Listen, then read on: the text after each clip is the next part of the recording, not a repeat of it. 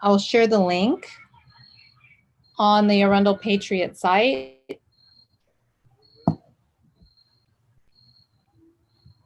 Okay, we're live on YouTube, gentlemen. Okay. Good evening. My name is Harold Lloyd, and today I'm here with Riley Turnich from District 2. We'll be giving an interview today on the Board of Education. He's a candidate. And what possibly can we do as a county, to change what is going on, to reform the system, and what Mr. Turnich has to offer for us. And this is on the Arundel Patriot as well, and we'll get it started off. Mr. Terrence, would you like to introduce yourself, and what have you done in the past, and what do you plan on bringing to the Board of Education? Well, my name is Raleigh Turnage. I'm a resident of Severn. I've been here since 1975. So that's 40 plus odd years. I started my journey in education at the age of 43 years old in 1992 in Baltimore City. I became a special education teacher as a provisional teacher in Baltimore.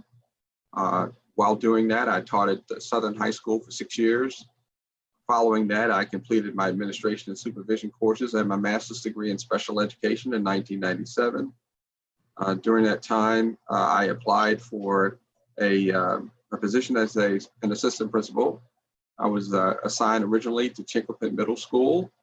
And the next year, my principal at the Southern High School, where I was as a classroom teacher, wanted me back.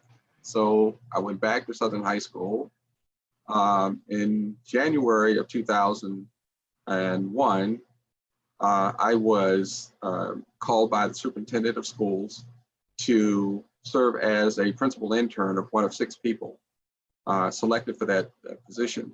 I was then sent to Roland Park Elementary Middle School for several months. Shortly during that time, I was, along with the other 6, sent to Harvard University for additional leadership training. Came back, was principal of Review Summer School Program for Polytechnic High School. In the fall of that year, I was sent to Falstaff Middle School as an assistant principal. November of that same year, I was promoted to principal of Woodburn Day School, School for Emotionally Disturbed Children. Following that, I stayed in Baltimore City until 2005. In 2005, I left the city and went with the state of Maryland, with the Maryland State Department of Education, and served as principal for juvenile services education at the Charles H. Hickey Junior School from 2005 until 2012. And after that, I retired from what I thought was public education. Then in 2013, I was offered a position as a principal of program at Annapolis High School in Anne Arundel County. And I served that for a 1-year program. That was the agreement, just a 1-year program. And since that time, I've just been interested in various types of academics and so on. I currently have three grown adults who all attended Anne Arundel County Public Schools and graduated from there.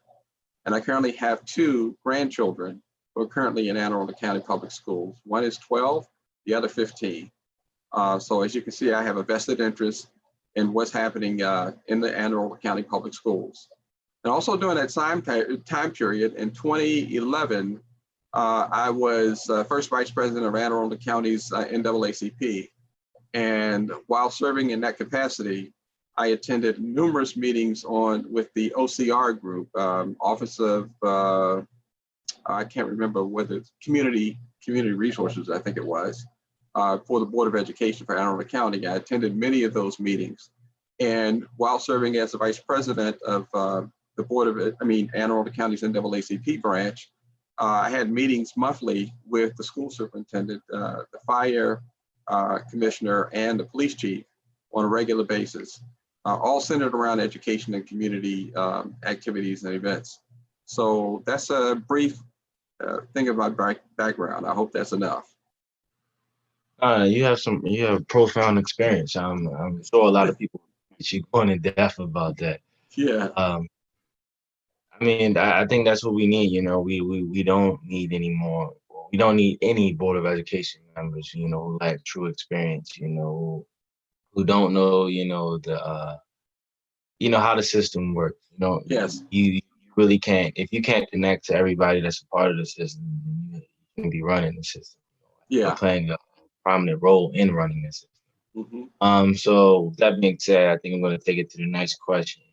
Um, a lot of people, in the county, well, it's a problem in the country. They believe that COVID will expand the achievement gap. The achievement gap here and there around the county is something that we have been working on for decades, and it doesn't really seem like we are progressing. It seems like we're regressing. Um, and a lot of kids are lacking the ability to adapt to virtual learning, which is very, I understand, because I despise virtual learning even in college. So the question is, what do you believe that we should do as a county to fix this achievement? Well, as I stated about my experience in the NAACP and serving as the first vice president, one of my major focuses during that time was serving as the chairman of the education committee for the NAACP. And with that, I was attending all of these community meetings that was held by the superintendent of schools through the Office of Community Engagement or Community Relations. And that was all centered around closing the achievement gap. And since that time, I think the gap has widened even more, and specifically with the added COVID situation. I think that the virtual learning is not going to do anything to close that gap. In fact, it's going to continue to widen because most of these kids need face-to-face classroom experience, not sitting home looking at a computer on a Chromebook or whatever mode of learning that they are experiencing at this time. I think that had it not been, of course, for COVID, the kids would have returned back to school as they normally would have. And, we might have had a chance to do some things to shift things around a little bit to help close that gap. As long as we continue to have virtual learning as we do right now, the gap is going to widen for many different reasons. One, you have a large population of students that are receiving special education services. And these kids, for the most part, definitely need face-to-face learning with a classroom teacher in front of them, because many of these kids are emotionally disturbed or have been diagnosed as emotionally disturbed. That means, to a large degree, that these students can't stay focused more than 15 to 20 minutes at a time. And after that, they need to be redirected. And it's usually much better to do that with a face-to-face kind of learning environment, not one where they're home, and in many cases, totally unsupervised. Many of these kids are living in homes where their parents are first responders, have to work every day, and can't be home to be with their kids while they're doing the e-learning process. So those kids are unsupervised.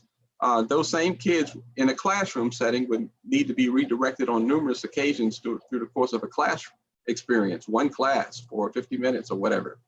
And you can't obviously do that in an e-learning situation. You don't have that level of control that you would normally have face-to-face. Then you have another group of kids who are technology savvy, who do not choose to go to college. They want to learn a trade or a skill. And so in Anne Arundel County, we have CAT North and CAT South. Those kids, the only way they can actually learn the craft that they're interested in is by hands-on. You can't learn how to wire a house technically just by reading a book. You really have to have the hands-on experience with it.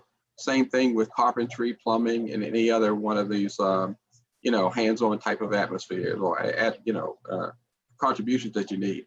And even if you're going to do computer technology, the CAD courses, or just computer technology in general, you need to be in an environment where somebody is providing direction for you so that you can actually gain and acquire the knowledge you have, and to have someone there when you do not understand what it is you need to know, somebody to redirect you and help you find your way. So COVID has definitely had a negative impact on learning in this situation. Yeah, most definitely. And, a lot of people don't, want to admit that solutions that were brought forth to the table and the solutions that were implemented into the system, they weren't working. Even before COVID, the achievement gap was always wide. Mm-hmm. Every year it seems like, the schools were regressing, kids were learning less, and, we were appealing to the testing standards. Standardized testing played a pivotal role. You want to ensure that your school, is still receiving the funds. So conventional learning methods changed over time, and kids weren't learning in an adequate manner. So, I mean, it was a lot going on, but at the end of the day, we can't make any excuses, because the more excuses we allow, that's just allowing us to let the children fail. And as adults, we have a moral obligation to ensure that our kids are prepared for the future, prepared for this adult life that they are going to have to take sooner or later. Absolutely. So, you know, that's where we step in, and that's where we have to play our part. But I do appreciate, your answer on that one. So the next question I want to ask is, what do you think is the greatest challenge that we face here in Anne Arundel County regarding special education? Well, the truth of the matter is right now, as long as we are in this virtual environment, the special education issues are going to continue to increase. All special ed kids have what is called an IEP, an individual learning plan. And that plan has to be implemented in the place that's designated for it. And that's primarily in a classroom, in a school, whether it's in a general education class or self-contained special education class. Obviously, that IEP is not written for virtual learning. And so that IEP would have to be rewritten completely to address the needs of a child in his home with or without parental guidance in the house, which, in my opinion, completely violates the whole purpose of having IEPs for children in special education.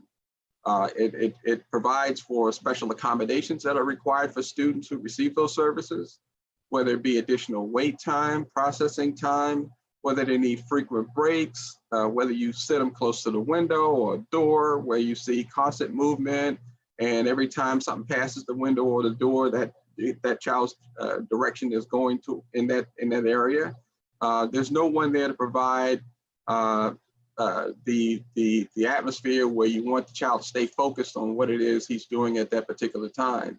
And you have to know by working with that child on a regular basis what he or she is capable of doing, what he or she's weaknesses really are, and what are the things that really detract from his learning in that particular environment at that particular time in that setting with whomever it is. With this virtual environment or in this hybrid learning situation that's coming up, those teachers may be changed from time to time. You may not always have a special education teacher that's going to be working with those children at any given time, not the same one. It could be changed from day to day.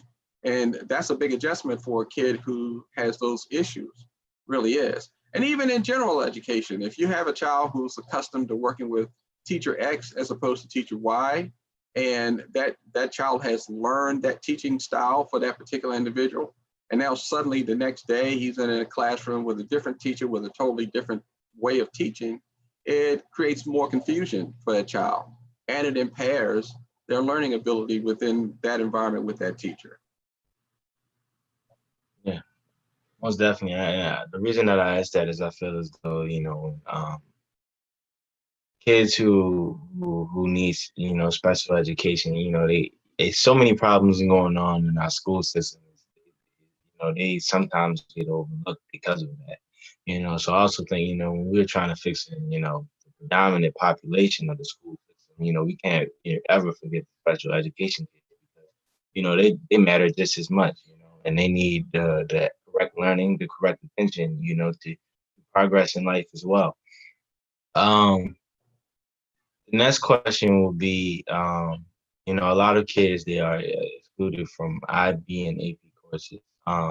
And a main reason for that is, in applying for those type of classes, that can be tedious work. Some parents who may only have a high school diploma and they didn't take IB and AP classes, so they're unfamiliar with the application process. That sometimes lets a lot of kids who should be in AP and IB classes, they get left out, and they go in classes, they go in their regular classes when they should be in high standard classes as they have proved, in middle school that they can excel. What do you think we should do to, fix that system so kids aren't being excluded and kids who come from, you know, not the perfect household can have somebody to walk them through the process and have someone to recommend that, you should be an IB and you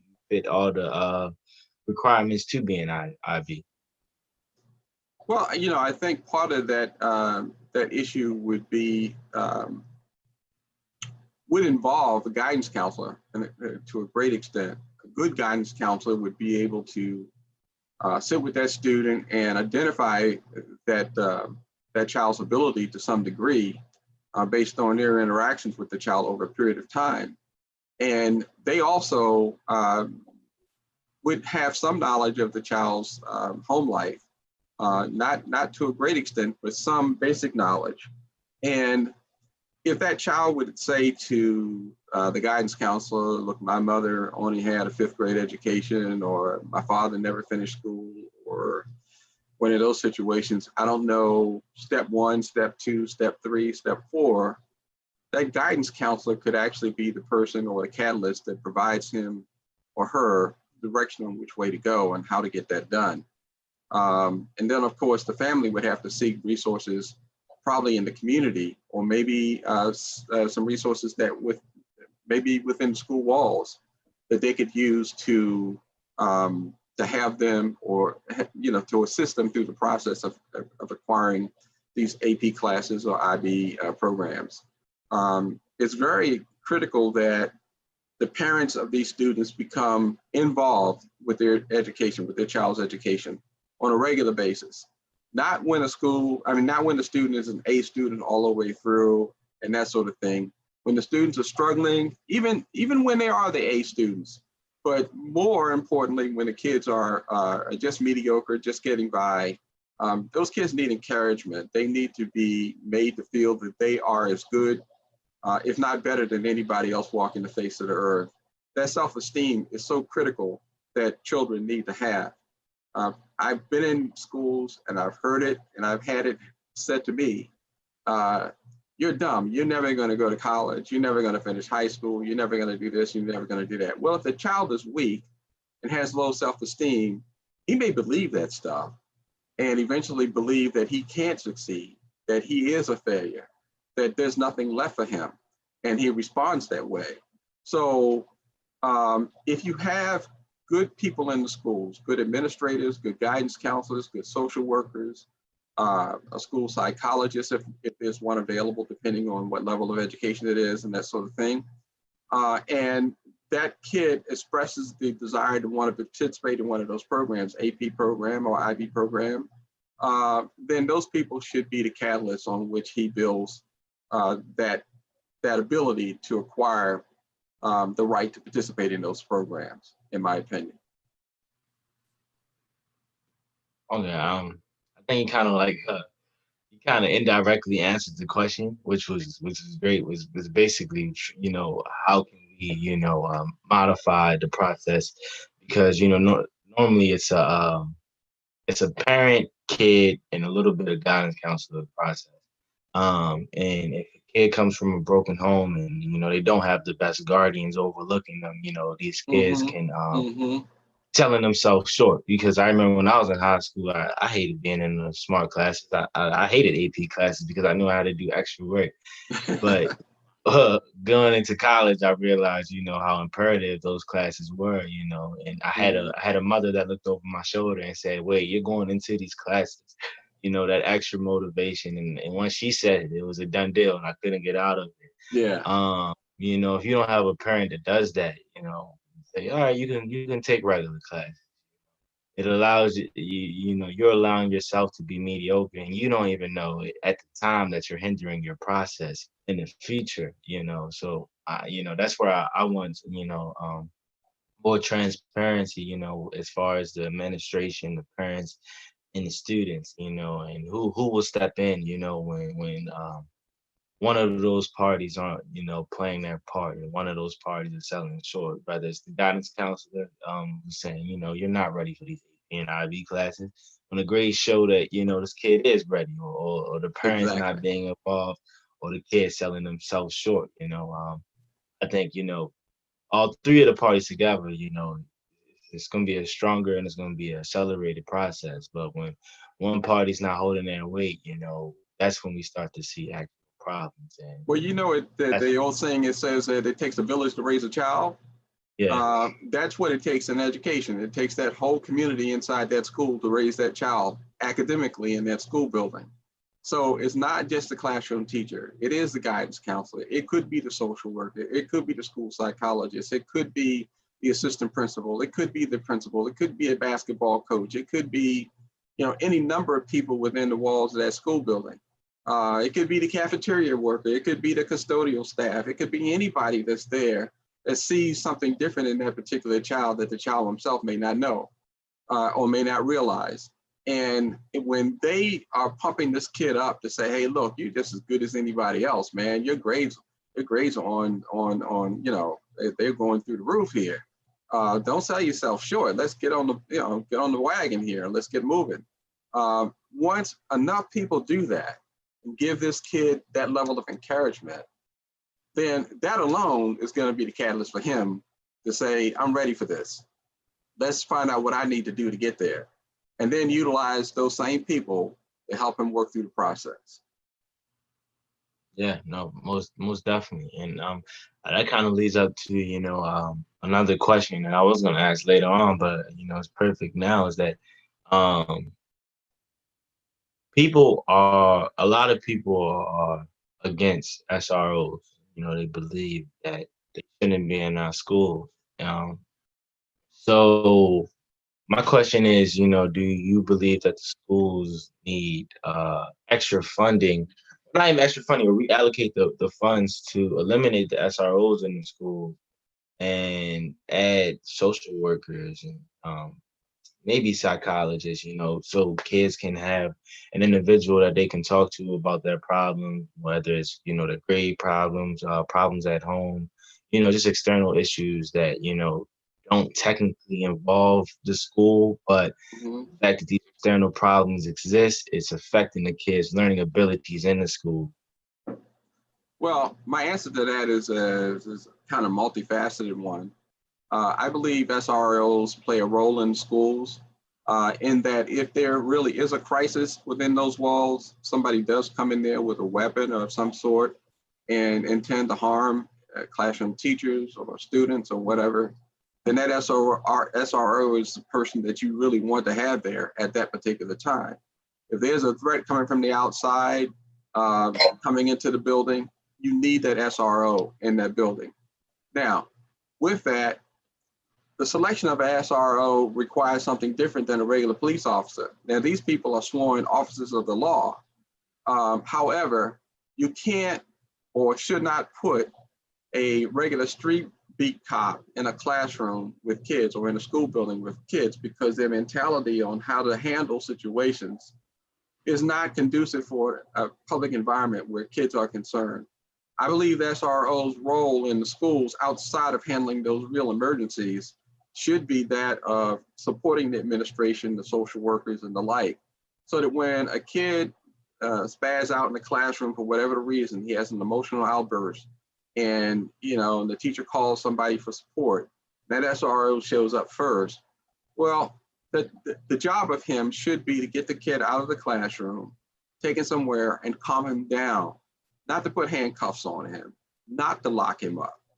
You need to, at that particular time, find the resource person within that building that you think will best meet the needs of that kid. So in short, that SRO should be better trained in a school environment to understand that there are resources available that could help this child through a particular situation and know how to redirect those resources or how to direct those resources toward that child.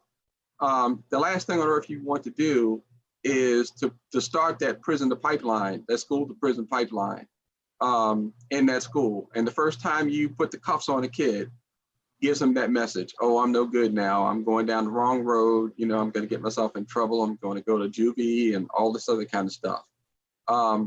That's not the message you want sent to that particular kid, and that's not the way you go. So one, SROs are needed for those real serious issues that I just addressed.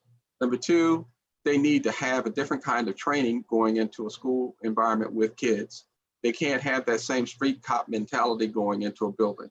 Three, resources do need to be either redirected or added to the school to provide that additional support that's needed when a resource officer is involved with a student for an outburst of whatever that's going on, because it may be related to something at home.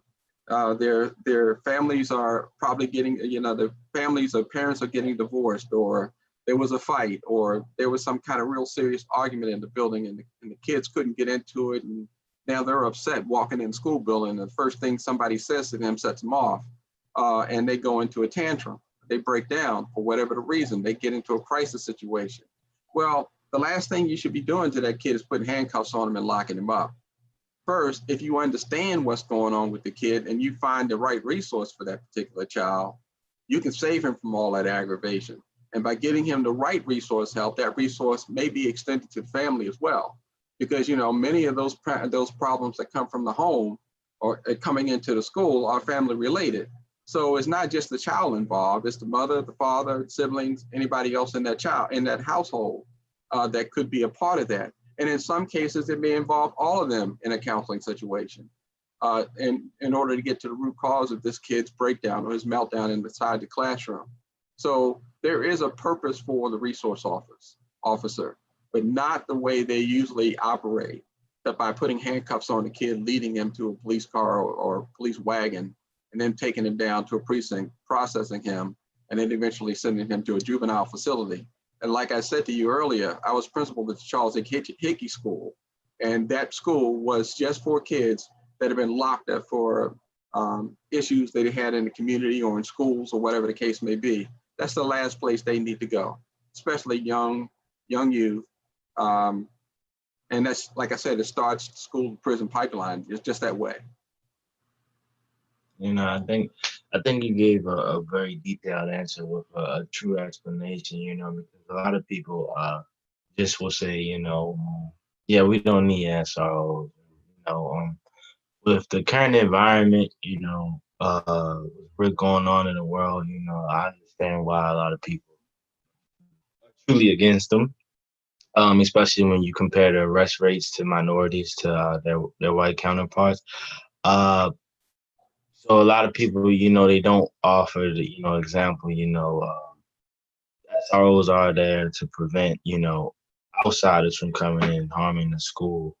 But you gave the example of how they handle certain situations, not just immediately going to arrest. And I think, that's the problem here is that, to, avoid extra boundaries and taking extra steps. It's like, I'll just rather arrest this kid because it's simpler. I won't have to deal with him ever again because you get arrested, you get charged. 9 times out of 10, you kicked out of school. Mm-hmm. So, then you go to alternative school and then, the cycle continues. So, having other resources there where the SRO can come and de-escalate any, hostile situation. Then, the kids can go and talk to the psychologist or the social worker and just sit down and have a conversation like, what's going on and why did it lead to that? I think that, that's crucial. We actually do need that, because I feel as though, those kids who do get arrested, a lot of them get caught up in that cycle, and that's where the school to prison pipeline starts. And, once you're in that cycle, 9 times out of 10, you're not getting out of that cycle. So, having other, solutions where we can be like, yeah, you know what, this kid, only thing he did was he became real hostile and with his words, and I understand why the teacher, felt uncomfortable because, the kid may have been bigger, but that kid was probably not going to physically harm you. So, let's find another solution. Right. Let's not escalate this. So I think that was important because a lot of people never really offer another solution with examples and going into detail. It's just either yes, we need them because they protect our school, or no, we don't need them because they don't do anything for us. I think your answer was kind of in the middle of it. So there's a lack of educational equity here in the county. What should we be doing as a county to create a system where students of all income and background groups are given the same resources? Well, just the meaning of equity alone should explain that in saying that, all students should have access to the right resources that they need at the right moment in their education, regardless of their race, gender, sexual orientation, the disability, ethnicity, their language, the religion, family background, or income. Some people say that the hybrid program does meet that. I'm not sure if that really addresses that for me, because obviously, I'll give you a situation.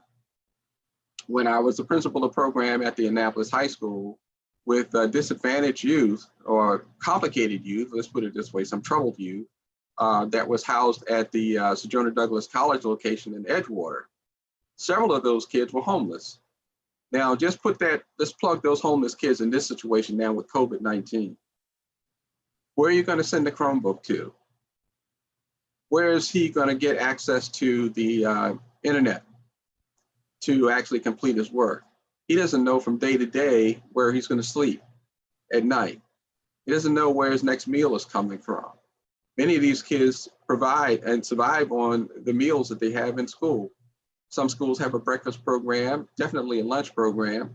So those 2 meals out of the day that they can count on that they don't get probably at home when they're home, even on the weekends. Then you have those kids who will have the Chromebook, may not have access to the internet at home. So they'd have to go outside the house to find a hotspot someplace around a McDonald's or someplace, maybe a library or a place to sell books and things that they can actually sit down and plug into the internet to do their work on a Chromebook. So my point there is the resources and everything are not necessarily being provided equally to all students at the same time in their educational quest for knowledge. And so my thing with that is, when I defined equity just a minute ago, the hybrid learning program, in my opinion, doesn't address that, even though publicly people say that it does address the needs of specialized student populations. No, it doesn't, because specialized student population need to have in-class, face-to-face instruction. That's what they need. And they need to have it either in a general classroom setting with their like peers who are not disabled, or they need to have it in a self-contained environment where everybody is disabled, but they need to have face-to-face instruction. You cannot do that with a hybrid situation. The hybrid schedule is only going to allow the kids to be in school FaceTime 2 days a week. And the other 2 days a week, they're doing virtual.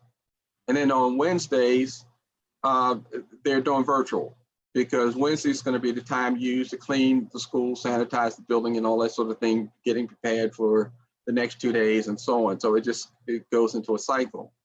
So if you define equity as using the definition that I gave you, it's great that all of those things like sexual orientation and race and gender and disability, ethnicity, language and religion and family background and income, all that being equal, then all the resources that are afforded that child should also be equal. But you know as well as I do that many parents are in upper middle class or very wealthy situations where they can provide a lot more resources for their particular child than a lot of the kids will get who live in Robinwood down in Annapolis. It's just not the same.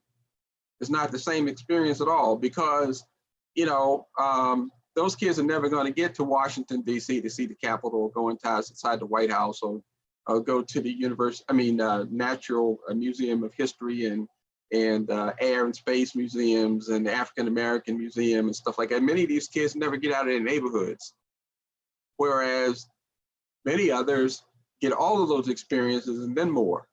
They get to go to operas and plays and things like that. One of the problems that happen with all kids is when they go to school for the first time, the teachers want to build on their prior knowledge.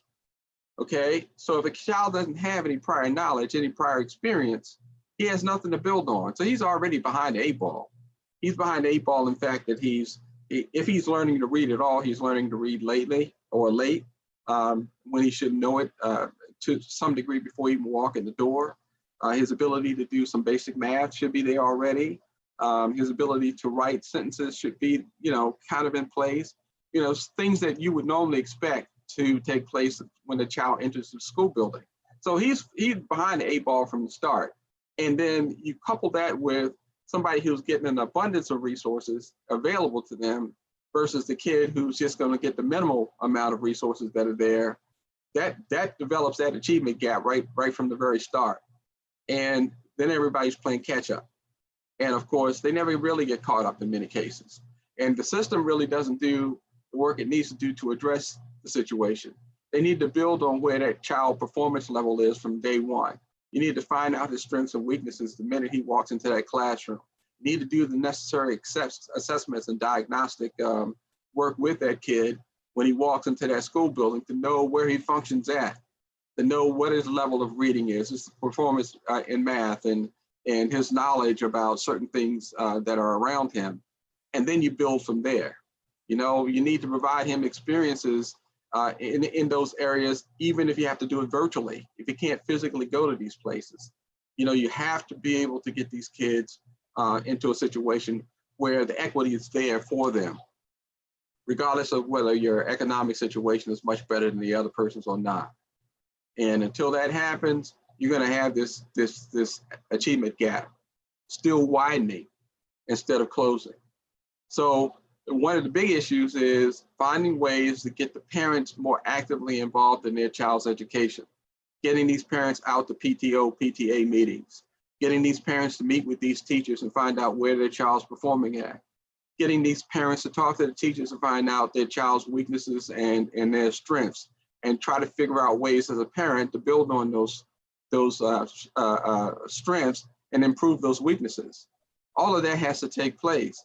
And when the parents don't take an interest in their child's learning and don't get involved in the education, and they don't go to these PTA meetings or PTO meetings, and the teachers are aware of that, guess what? The teachers will do what they want to do. Okay, they're not going to do any more than they have to in some cases.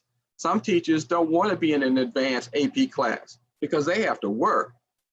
They really have to work because these kids are gifted and talented versus a kid who's just in a general education class who's not really motivated to do the work.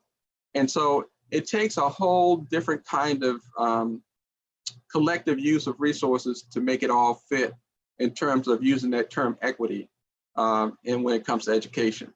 You have to pull all these various factions together, particularly in resources, to have these things available for these children and to be able to diagnose properly where the child's strengths and weaknesses is on day one when he starts school, and then start building on that from there in order for him to have an equal chance and have an equitable chance of success in school. Yeah, and I'm kind of like happy that you said Robin, because I'm from there, and that question kind of stemmed from me realizing that it was going to be a serious situation regarding, Wi-Fi and public housing communities in Annapolis and all over the county specifically. But since I reside in Annapolis, it was easier for me to connect with them. And I was just like, man, we have hundreds of kids who, households, don't have Wi-Fi. What are we going to do about this? Yeah. How are we going to act about this? And, it's not just this is one of those problems where all of the parties have to come along. Like the city, the county, and the state, and the Board of Education all have to figure out a solution. Because if not, a lot of kids will fail. A lot of kids will not be able to go to the next grade. A lot of kids won't actually learn. And even with the virtual learning, I'm still seeing that some of these kids are still behind. This virtual learning isn't helping. So like what what are we going to do? Who made who's going to make the next step? And that's why I commend the city for doing the little Wi-Fi hotspots in those communities such as Robin and Eastport. Even though it was a few weeks too late, because school already started, at least they took the initiative to do it. but it just goes to show that, without an actual voice, these low income communities, impoverished communities, will always be underrepresented. They will always be voiceless. Will only increase disparities between the youth in their communities and someone who comes from a middle class or a high class. And that's where we have to step in and Exactly. provide real educational equity, because every kid should have a fair chance, regardless of their income, regardless of their race, their sexual orientation, their gender, et cetera, et cetera. That's where we step in. You know, I'm glad you answered it like that. My next question would be, do you believe that we are focusing too much on standardized testing? Yeah, because first of all children learn differently, and all children can be assessed differently. Standardized tests don't always make it, with a lot of these kids, partly because of some of the things that I already mentioned. Some kids have never been exposed to a lot of the things they really need to know on these tests. These tests aren't written by people from our communities, and they're definitely not written by people who are in a low income bracket and understand what my parents would call the Chitlin test years ago, like understanding what's a frying pan and what's this and what's that and that kind of crazy stuff, versus understanding political policy and government and that sort of thing. I know, for one example, when I was teaching at the Southern High School, one of the things that I had to teach was how a bill becomes a law and that sort of thing in Congress. And these kids didn't have a clue. They looked at me like I was something with multi heads on my shoulder, and they were just as lost as they could be. And do you know the way I got to them to make them understand what that was about? I said, okay, let's break this thing up.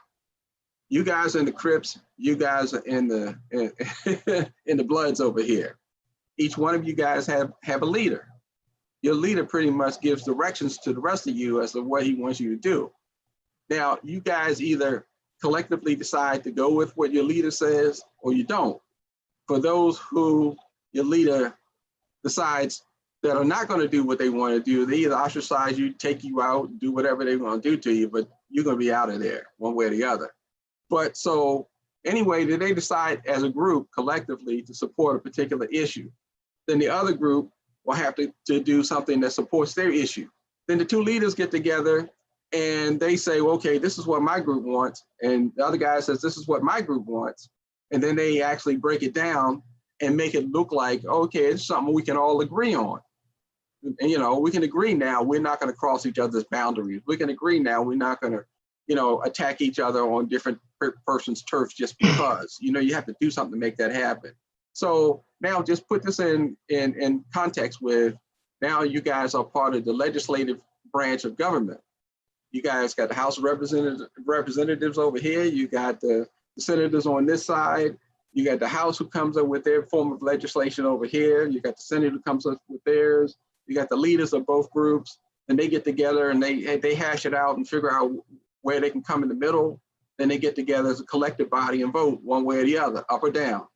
And then there's one person at the very top that either says, yes, I agree with what you guys came up with, or no, I don't. That's the president. So I had to break it down to make it fit the environment that I was the students that I was working with at the time.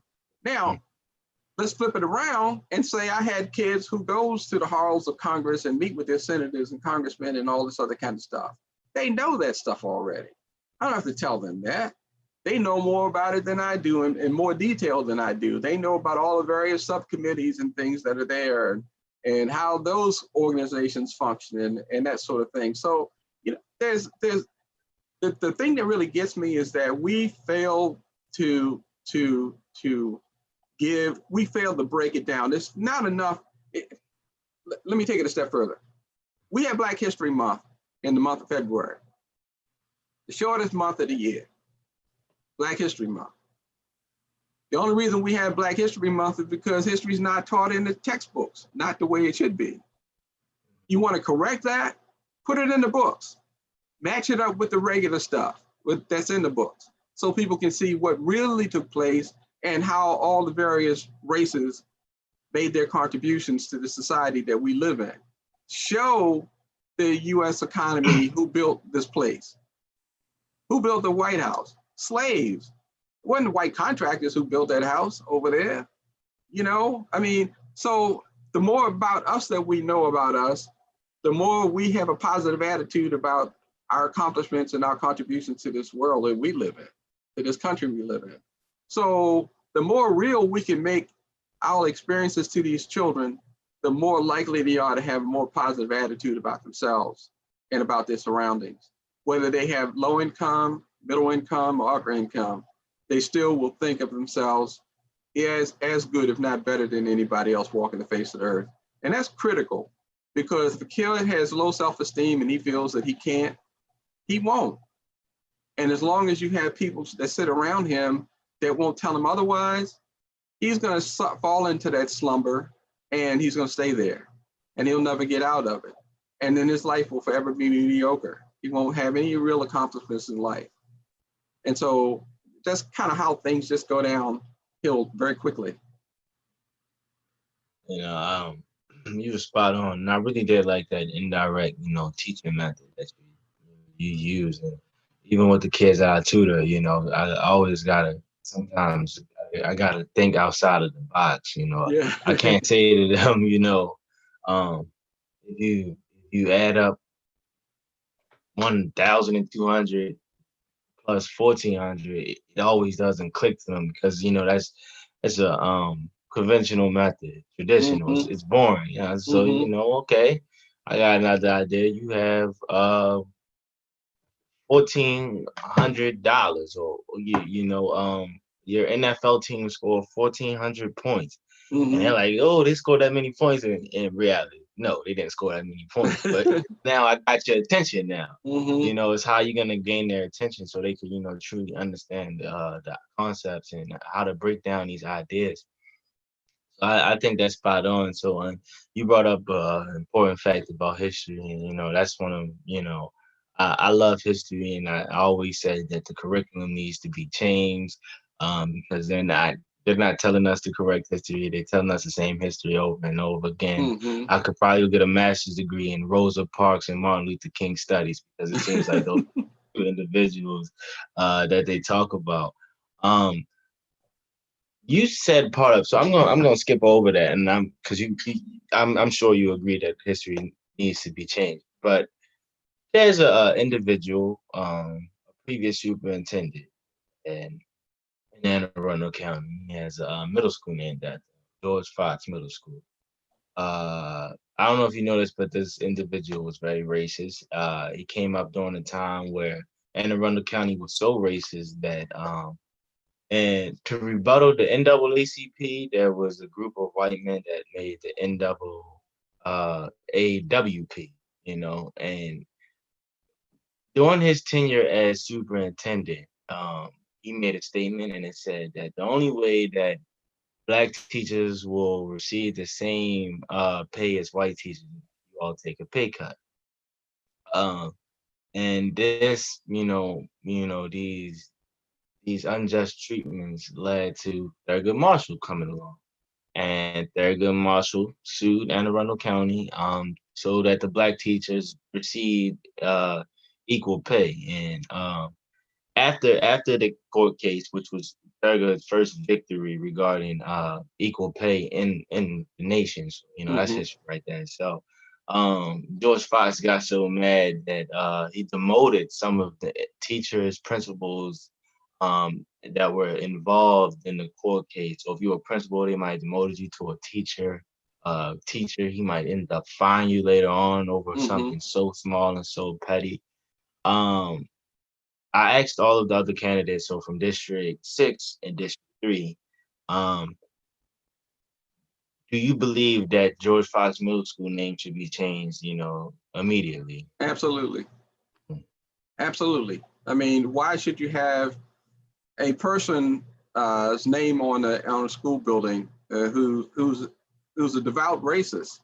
Everybody knows he was a racist. Everybody knows that he was the guy behind the civil rights movement that that was trying to just get equal pay for the teachers who were doing the same job as the other people were doing, as the white teachers were doing. So why should they receive equal pay? They should. They had the same qualifications. They had the same educational backgrounds. You know, they met the state requirements to hold those positions that they have. So no doubt in my mind that they should have received equal pay. That goes back to equity. Remember, we just talked about equity a minute ago. You know, having access to the resources, regardless of their race, gender, and all that sort of thing. Well, this is a perfect fit for that. So the school's name should be changed and taken it off and put somebody's name on that is not a racist, somebody who's made a contribution in the community that's been for all of the people, not just for a particular population of the people. That's made a contribution in the community that everybody can have their heads up in the air and say, man, I'm proud to be attending this particular school because the name of the person's name on this building is somebody that I admired and respected, that type of thing. So there's no question in my mind that the name should be changed. There's no question in my mind that that law should have been passed. It should have been passed like it was. And that was definitely one of Thurgood Marshall's first successes in court.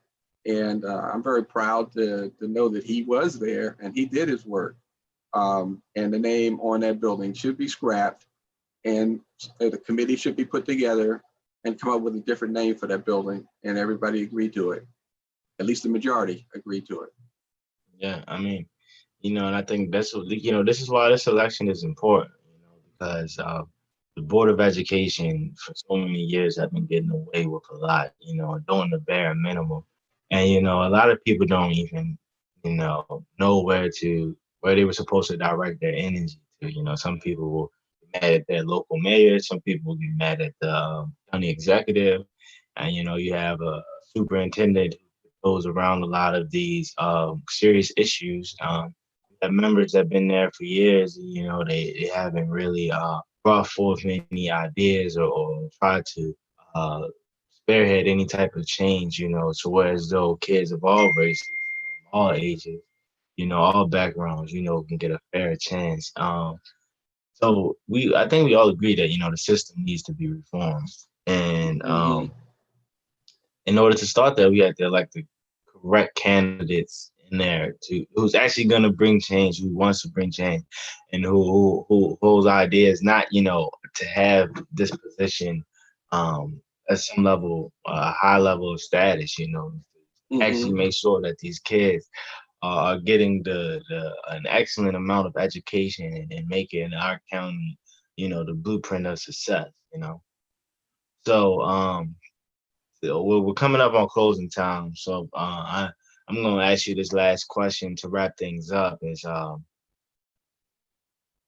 what will you consider yourself as your, you know, what will you bring to the table as a Board of Education member? Like what can the people expect from you?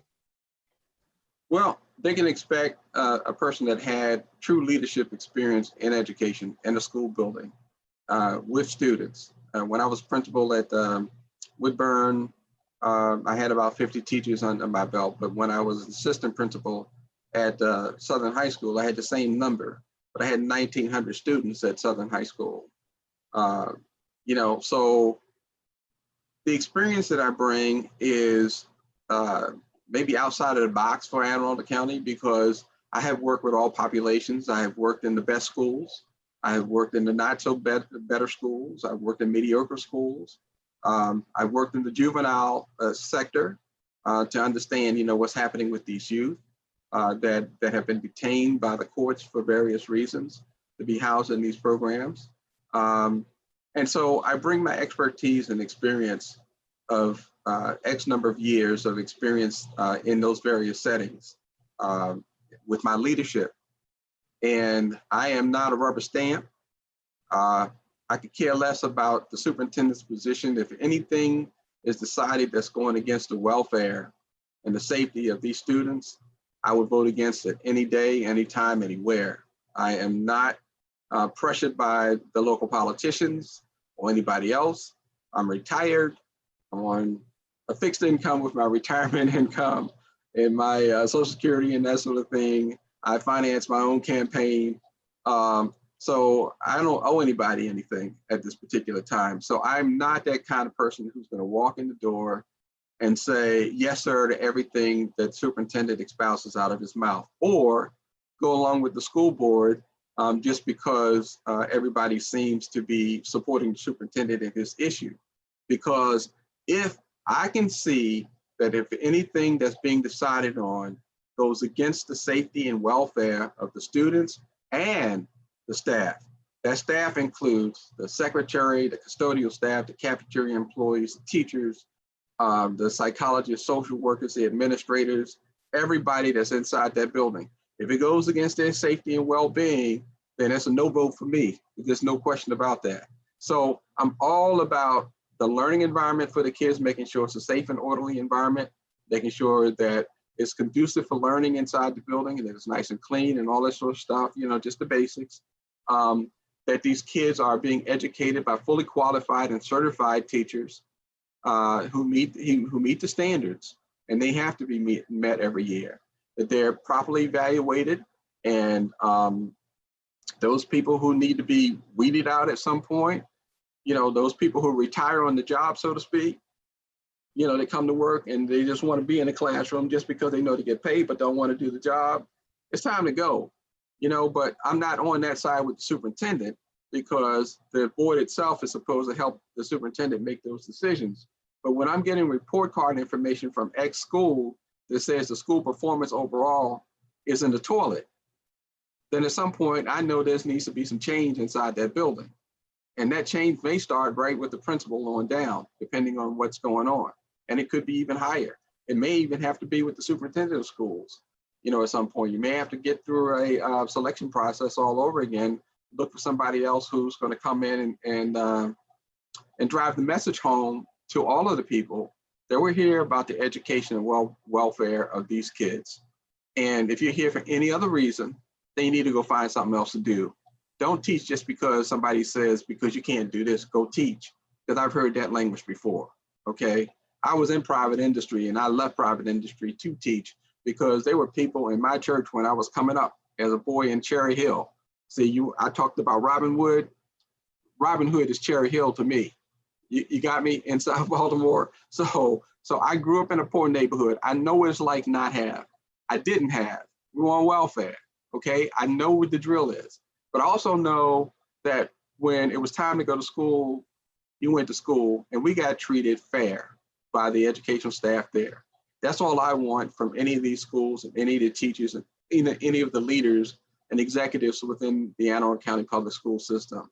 So if I'm elected, I will support the superintendent as long as his goals and initiatives are for the welfare and support of these kids and the staff that go with them. I am not about jumping through hoops just because the governor says I want schools open.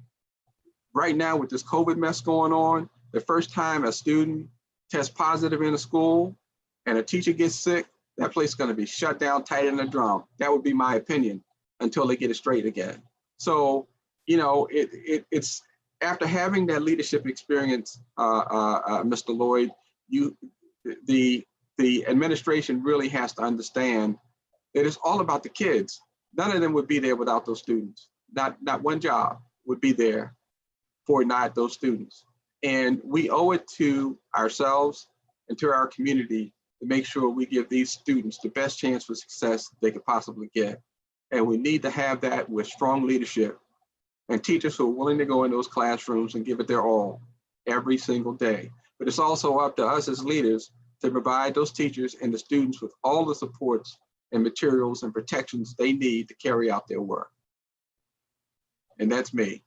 And if there's anything else going on, I'm not aware of it, and I'm not going to take responsibility for it. But you heard my position, and I'll stick to it. You can hold me to it any day. You know, I truly believe that we all appreciate that. You know, this was a great interview. It is actually a perfect way to wrap up this series of interviews. I will be following you. You know, I do hope that you are elected because I believe that, you know, you have a very strong and firm position. You know, you're able to understand all groups, and you have great experience. I would like to thank you for being a part of this interview. Thank Vicky. I want to thank you and Arundel Patriot, for giving me this opportunity to interview all of the candidates. But I think that's it. This is the last one, and I'm gonna say goodnight to all the viewers. And I hope you all are ready for November, pretty much. Thanks for the opportunity. No problem.